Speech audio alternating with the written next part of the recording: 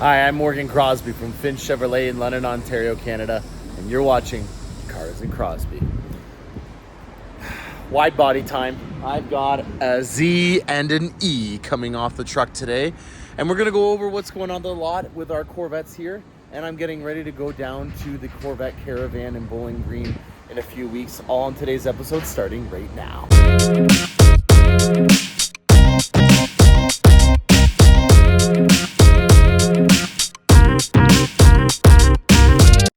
Oh boy, oh boy, oh boy. I love it.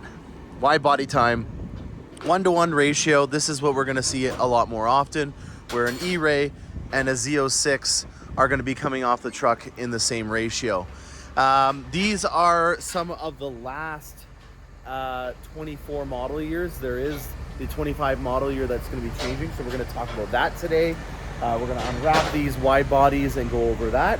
And then I guess I'm going to start to introduce you guys to some major content that I'm going to be having coming out in terms of me documenting the caravan and being one of the captains for the Ontario, Canada leg. So while they are unwrapping these wide bodies, let's start talking about what's going on in the ordering process right now. These are some of the last 24s, and unfortunately, when it came to the constraints that were available, I ran into a lot of issues and had to go very low on my list in order to find somebody that wanted to get a vehicle, because there were so many color constraints, and the aero constraint is something that I hadn't seen and I wasn't expecting, but the aero constraint was back on. I specifically asked Taj almost a year ago, when I had the decision process of what I was going to do with the E-Ray or Z, what do you think I should get? And he asked me, well, what do you think is going to be the most iconic silhouette of the 8th generation? And what he meant by that is that if you were looking at a Corvette from the side or the distance, even from here, it's very difficult to know what is an E-Ray or a Z06, even if they're a wide body, unless you really know the details of the wheels and stuff like that. But 3 in on the top, you can tell right away that's a Z06. And you know that because it has a high wing. Not everybody needs a high wing. There are a lot of things that come with a high wing that are kind of a disadvantage in terms of fuel economy. It drags so much. I have driven my Corvette with and without, because I did do the high wing upgrade on it. So there's a lot of things that are not beneficial and practical based on the fact that I'm, believe it or not a race car driver. But the silhouette and the styling of it makes it definitive that it's a Z06. And that has created a bottleneck at the bottom of my list in terms of people that want a wide body with aero and can't get it. And on the 24s, near the end, they cut off all the colors. So Sebring Orange, Ceramic Matrix Gray. Sad to definitely see that go, because I had 2 C8s in that color. Silver Flare. What else did we get rid of? Can't remember off the top of my head, but there was a couple of other colors that were on constraint. So with that combined with the aero, it was quite a doozy in terms of trying to find one. And we went with a black Z06 for a customer that was, I think, like 10th on the list. E-Rays, 700 and change is this one here. This is our 3rd E-Ray that we've got. So 3 E-Rays in under 1,000 built total.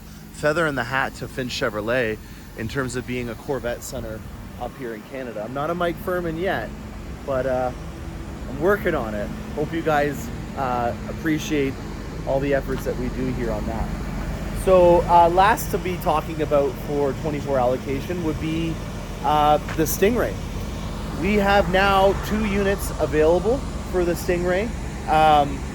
They're on ground, and you're going to start to see a lot of dealerships that have inventory available.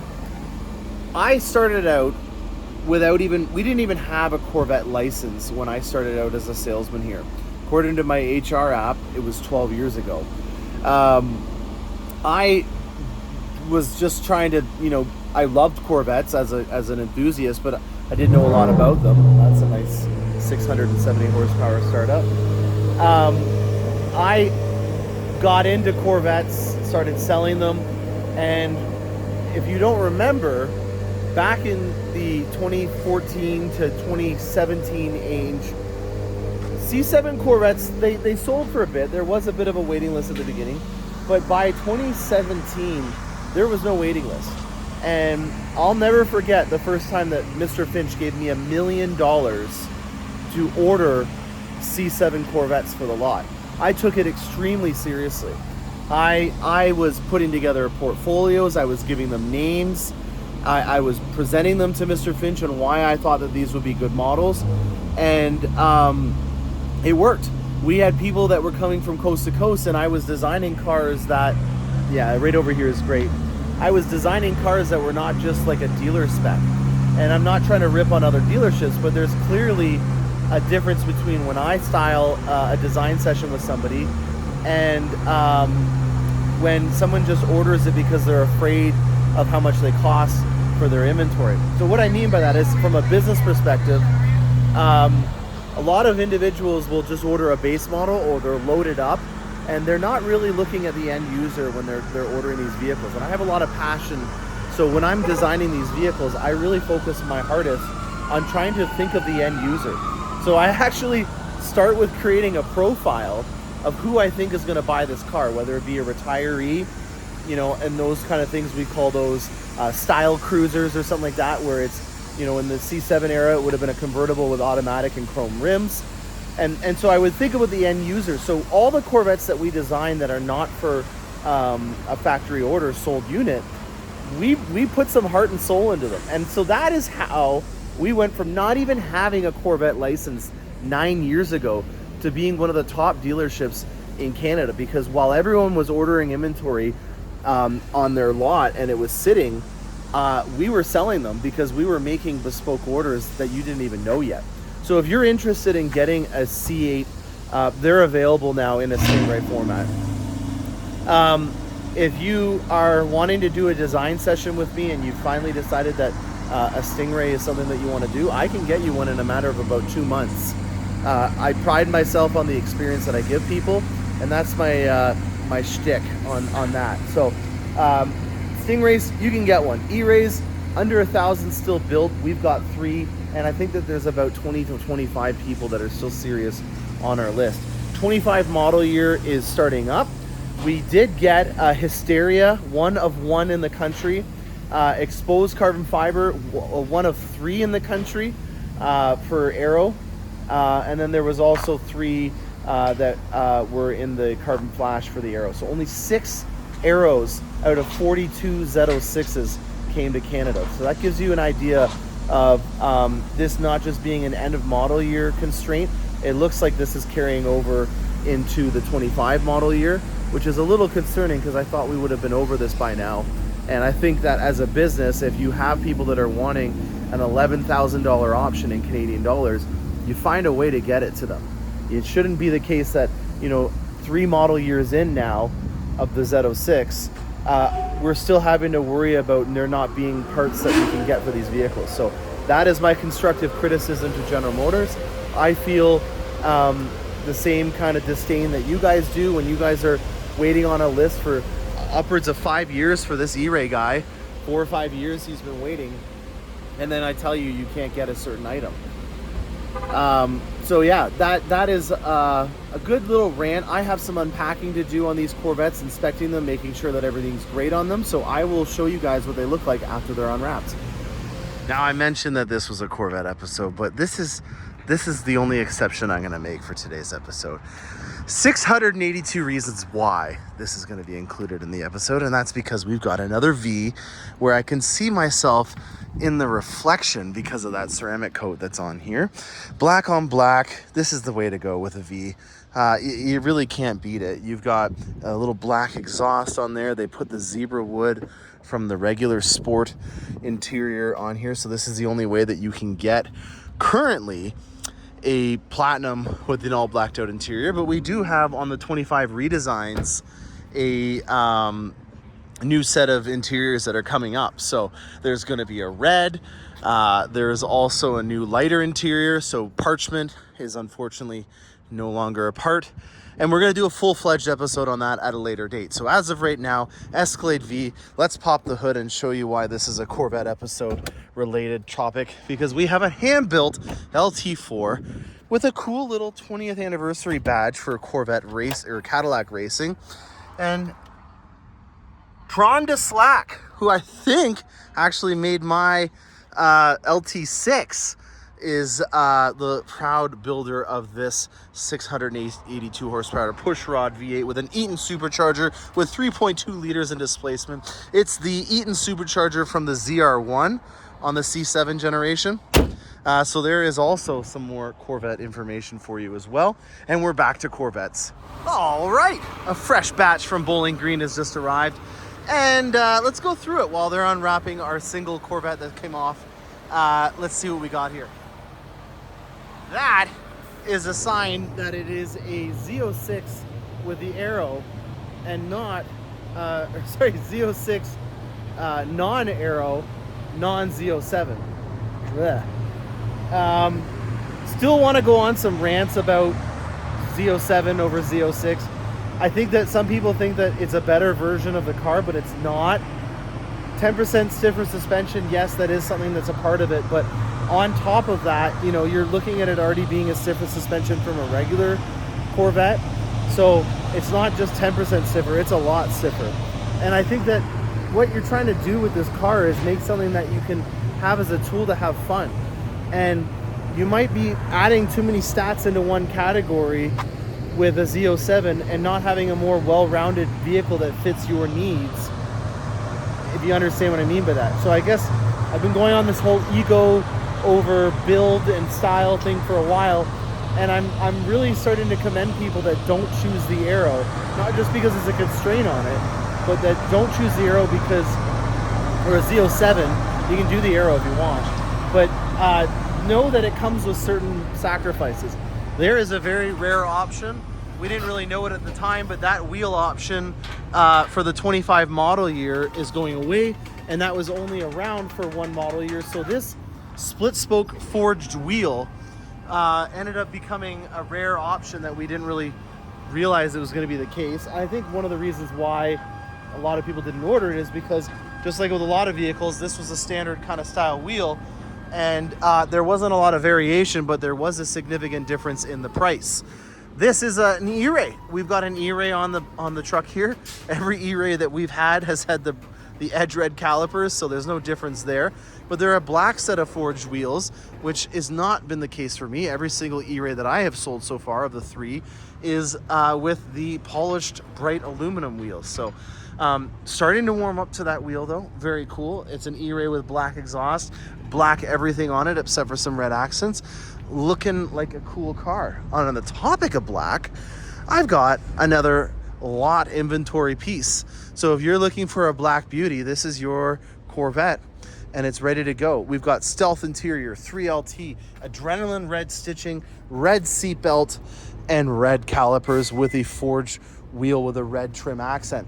It doesn't get more subtle with a pop than this. The only thing that this thing needs is some red accents on the emblems, which we can easily do in the parts department. So subtle colors need a vibrant pop. We did that with the brakes, with the wheels, with the seatbelt, with the stitching, and the emblems, which you will see once it's all done. So another cool car ready to go for the lot. And we are back. It is a beautiful day, and it's a delivery day at Finch Chevrolet. The E-Ray is all shined up and ready to go. I'm really excited about this. When we've had 3 E-Rays under 1,000 VINs. Again, this one is under 765. So, wow. Very, very proud of that Finch Chevrolet is becoming the E-Ray capital of Canada. I feel like it has something to do with the amount of electric vehicles that we have here. A fun little side note, if you're really into the backgrounds of how the dealer operation works, we have a lot of EV vehicles, and with that we also have a lot of EV technicians. Because this is technically a hybrid vehicle in the eyes of our service department, we now have more than just 2 certified Corvette technicians.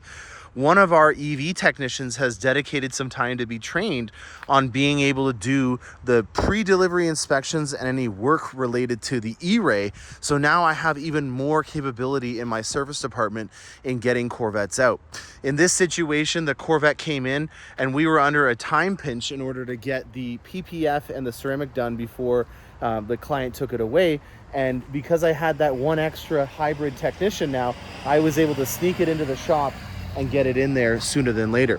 So without further ado, let me introduce you to this 2024 E-Ray Corvette, our third one in Red Mist Metallic. And the main difference between this one and the other ones is that it has the carbon flash metallic accents. I think that there should be some contrast. Not to say that the other ones were in any way an inferior design, but for me, I really enjoy having some contrast to be able to differentiate some functional design that's on these Corvettes. The wishbone on the side here is a wide body specific feature. And for me, it really helps in accentuating, just like some people do with makeup on their cheekbones and their eyeliners, and making the really fun style on this vehicle pop. The carbon flash metallic accent is an option that is free, but it is still an option that you must select. So if you are wanting to do this, it comes standard with the body color to match. You can choose it as an option on a Stinger. It's free of charge on a wide body, which is really great because there's, in my opinion, a lot of people that are going to be choosing this, and they may not know because all the press vehicles and all the content and the standard option that comes when you start this in the configurator is that it has a body color to match option. I think General Motors, when I was talking to Harlan Charles specifically about this, said that they wanted to kind of differentiate it, and they thought that this would be more of a style Corvette, and they thought that the styling of a body color to match was something that customers would want. I personally disagree with that. I think that having some definition and contrast is a really great thing. We've talked at length about Red Mist Metallic and the depth and character of this color. And because of how much of a statement it makes, in my opinion, it's a great thing to do. With this having a carbon flash metallic filthy Stingray beside it, you can see how a lot of the definition and character in the Corvette gets lost when they have all the trim pieces that are matching the exterior color. So just by default, that's an easy example. And then beside it, a really fun color combination. This is Seawolf Gray, and it has the carbon flash metallic accents on it. I've had it happen briefly for a day or two where I had a Corvette for sale and available that was a order that we built. And I was talking at the beginning of this episode about putting some heart and soul into the Corvette builds. And these are two Corvettes that I have for sale that here at Finch Chevrolet we designed. I'm going to go through with you guys these builds. In the background we have a siren, and I apologize. I'm a fan of doing one take, so I'm going to stuck it up with this siren, and we're going to get right into it. Seawolf Gray Metallic was probably my third choice for colors when I was deciding about doing a Corvette in my Z06. So when I was designing it, I was looking at Cacti and Seawolf Gray as being two options. I had already had a Watkins Glen Gray Corvette, and I have a Thunderstorm Gray AT4X. So I'm a big fan of gray. I've had a lot of vehicles that were in gray before. My Escalade was in gray. The Cadillac V was in gray. I like gray. I wanted to explore this color more, and when I went down to the Corvette Bash 2 years ago, I did discover that it does have some metallic flake. That actually really helped in increasing my likeness of this color, because it has almost the same metallic flake as carbon flash metallic. So throughout this entire vehicle, the metal flake is kind of consistent, whether it be on the accent pieces that you have here or on the physical color. Metallic flakes do a lot of definition and travel. With this being basically the dirty nickname for it would be that this is a primer color. With adding that metallic flake, it really makes it not the case anymore, and it gives it some more definition.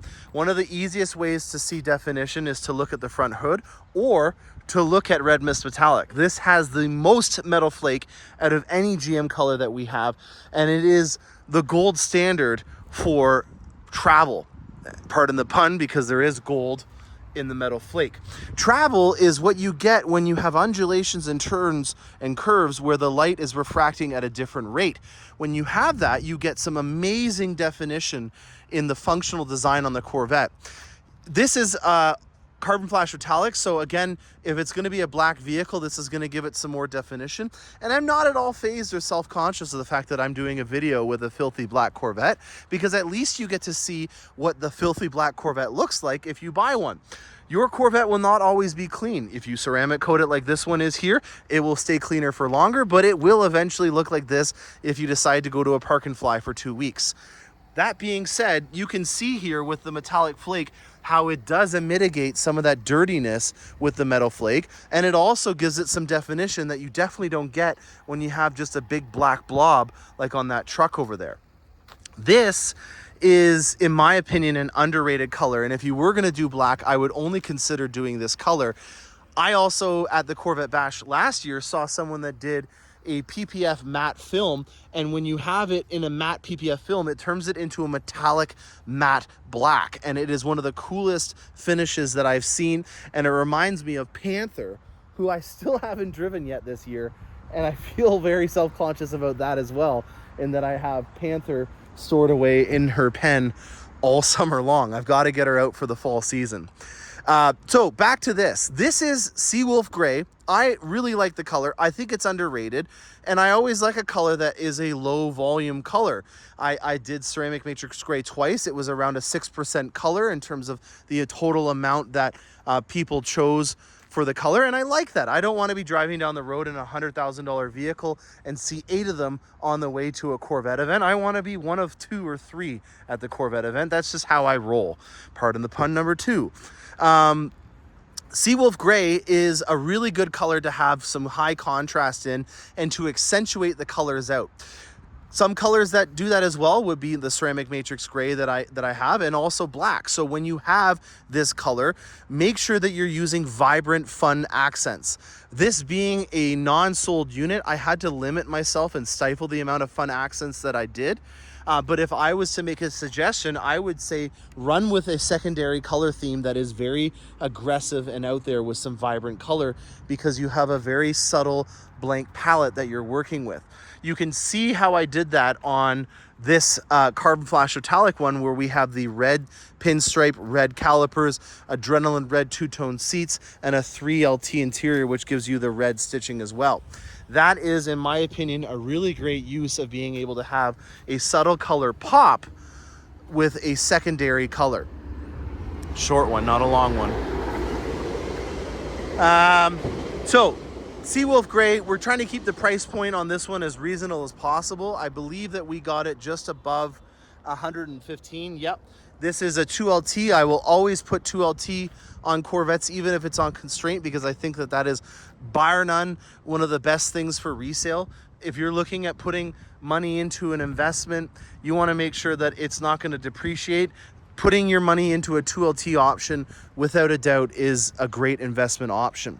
So the red wheel on here, that's because the black one was unavailable. So the Black Forge wheel constraint was still alive and well when these were ordered. And so I thought, you know what, if I'm going to have to do the red stripe, we might as well run with it and do red throughout the vehicle. So that was the logic behind those two that are available. So if you know anybody that wants a C8 and they want a Stingray, they can order one for me and it'll be here in about 2 months. I know that there's going to be a lot of dealerships that are going to be peacocking and trying to get you to buy from them. I feel like this is my time to shine in terms of being able to showcase why buying it from me over a random dealership is going to be your best option. We can talk about price, but in reality, the experience and the service that you get is going to be the biggest thing that really affects your overall purchasing experience. I'm not opposed to trying to be able to help you out, but at the end of the day, this is a vehicle that you're supposed to celebrate a milestone with. It's a tool to have fun, and it's not something that you use as a bartering chip. So let me do my magic in working on creating that experience for you. And if you know anybody that is interested in doing that, pass my name along. And if they do buy, I'll give you a little token of my appreciation. I was gonna say kickback, but I don't know if that makes me sound like a used car salesman. Anyways, let's not steal the thunder away from this beautiful E-Ray. Again, that's the third pun because it's an E-Ray. the wheels. This is, in my opinion, starting to grow on me. I'm not a big fan of having a very simplistic spoke design, but having the bright polished aluminum finish with the chrome accents really does it for me. I also think that with it having a standard ceramic wheel or brake option, that it is a really great way of showcasing the wheel. The ceramic brake option is going to be beneficial with these chrome wheels because they won't pit over time like you will see on other chrome wheels. When you brake, you're going to have brake dust that will embed itself when it oxidizes into the wheel. And with this being a polished aluminum wheel, you'll see it start to oxidize in certain areas like this over time. With it being a ceramic wheel, it's going to have a lot more time on its side to be able to prevent that from happening. Not to beat up on my used car inventory here, but I'm wondering if I can find for you, there's a little rim rash that's different than what I'm trying to showcase. Here is a good example of, dang it. All right, I vote for 2, but this is the type of wheel where over time it will start to oxidize. Do I look at a third one? It's not polished enough, but you can get where I'm talking about. The brake dust will embed itself into the paint. It will then oxidize and get underneath that protective finish cover, and with the ceramic brake option, it won't do that as much. Let's look at the inside here. We've got the door inserts and interior from a Z06. This is a 3LT, so you do have the beautiful stitching design that's on the side here. One constructive thing that I would critique about this is I wish that they did this in the white finish. When you get this in a red interior, they do it in the red and then the natural dipped. And I'm kind of a little irked that when they have it in a black interior or a sky cool gray interior, that they don't do this in the white stitching. So I wish that they would have changed that. Not sure. I guess I'll bring that up to Harlan. I don't want to always just go up to him and say, hey, this is what I think. But they do like to harvest problems. And when I'm with Josh Holder, for example, one of our things that we have as an ongoing thing in our friendship is I try to come up with ideas for him on things that I really think that they should do. So constructive criticism is what you would call it. Want to hear what I'm going to say from this year? The E-Ray has one of the coolest menus, and I can show it to you because I don't have my phone paired up. And I think that Josh should get his team to introduce it to the rest of the lineup. Oh boy, that would have been a disaster. In here, on an E-Ray, if you haven't seen it, there is a performance menu. I'm gonna let the customer accept the terms and conditions. Now, obviously the electric input wouldn't be beneficial for a Stingray or a Z06, but the engine output, this horsepower gauge, we used to have a pocket gauge on the C7, we lost it. I would really love it to have this dyno back and to have this data in a performance menu. So Josh, if you're watching this in advance before I see you in 2 weeks, this is what I'm going to talk to you about. I think that you should bring the performance menu to the other trim levels. If you guys have any suggestions that you want me to bring to Josh and the Corvette team, put it in the comment section and I will pin the top comment and I will ask Team Corvette in person, as it's kind of our thing every time that we see each other twice a year, once in April at the Bash and then usually at Carlisle, but this time at the Caravan in Bowling Green. I'm gonna have a chat with them when we break bread, and that's one of the things that we talk about. So I hope you guys enjoyed this episode. I'm Mcrosbie from Finch Chevrolet. Stay tuned for more awesome Corvette content, and happy motoring.